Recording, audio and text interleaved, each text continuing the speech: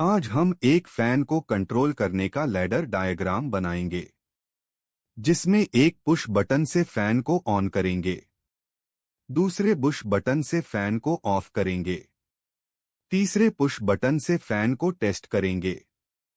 अब ladder diagram के लिए स्टार्ट बटन के लिए इनपुट x0, स्टॉप बटन के लिए input x1, testing push button के किए x2, फैन के लिए आउटपुट y0।